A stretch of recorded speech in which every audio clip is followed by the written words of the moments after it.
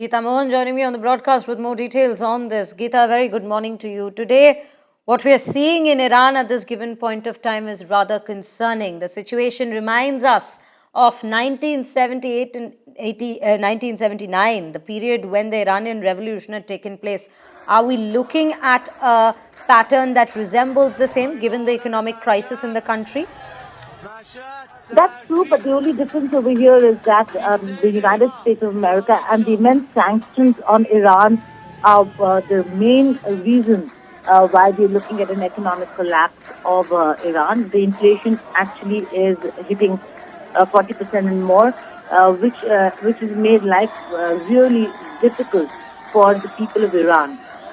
But these are steps that you've seen the West take very slowly and very incrementally in Iran for a very, very long period of time. It's a country that is known to be one of the most sanctioned countries, the two countries, Russia and Iran, the most sanctioned countries, including North Korea actually.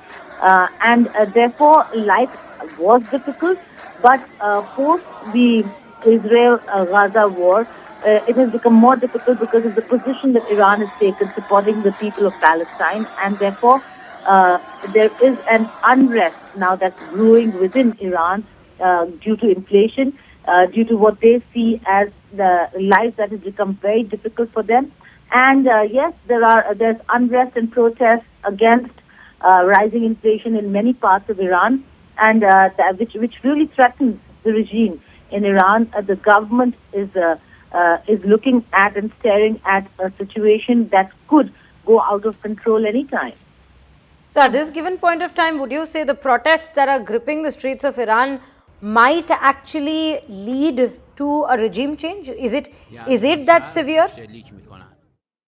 It's severe enough for the regime to look at a clampdown, but then the strong message from Donald Trump, the President of the United States of America, where in a post he said, if any protester gets killed, then that, and I'm paraphrasing him, then they will have to pay for it, which means that it was a direct threat that U.S. will go in and attack Iran.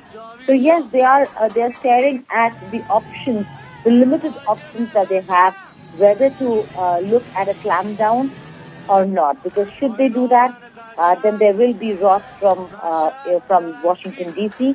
And should they not, then there's going to be internal turmoil where their own position will become untenable.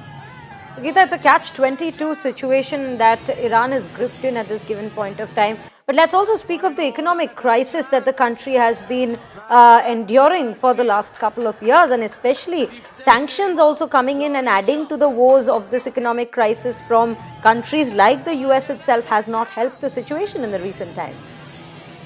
Well, absolutely. A country that has stood against the position of America and stood as a major power in that part of the world, the Persian Gulf and the region, is under threat. Certainly, they have their own internal problems, and we can talk about that in terms of freedom and rights for women, so on and so forth. But we do know that a lot of it now is being used to ensure that there is trouble within, unrest within, and the protests, particularly right now, are to do with inflation that, like you rightly pointed out, have only exacerbated because of the immense sanctions against Iran. Are they going to go into talks? Are they going to sustain themselves? Remember, it's not just West. Amidst all the sanctions, they've had friends in Russia and China. How is the reaction going to be if Iran falls, which is a pillar and a very important country in the region for Russia and China? So given the geopolitics, we will have to wait and see what China really does in this scenario, in the situation that Iran is in right now. That when we speak of world politics at this given point of time, there are several shake-ups taking place everywhere at this point of time, if we are to speak of. Iran's situation at this point, let's also take a look at it from the geopolitical perspective. How does it affect the rest of the world? Like you're saying, Russia, China, how do they react? That comes into context as well. What are their steps, given that there's already a situation in Venezuela that's taking place? How do we see the world reacting to this very situation in Iran? Well, the world is looking at it, including India, actually, because for India, Iran is a very important partner, has been.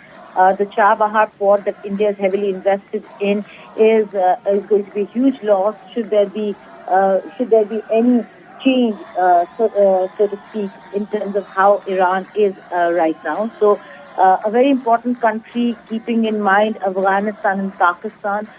For India, Chabahar port through Iran is a way to connect with Afghanistan and the whole of Central Asia, circumventing Pakistan. So the Iran's question for many countries is a very important one, where they're looking at stability in Iran, continuity in Iran, so that the strategic calculations do not really fall apart for countries like India. So yes, for India it's a very important one. For West Asia, that they have a sectarian problem between Iran and the Arab world, the Sunni Shia faction.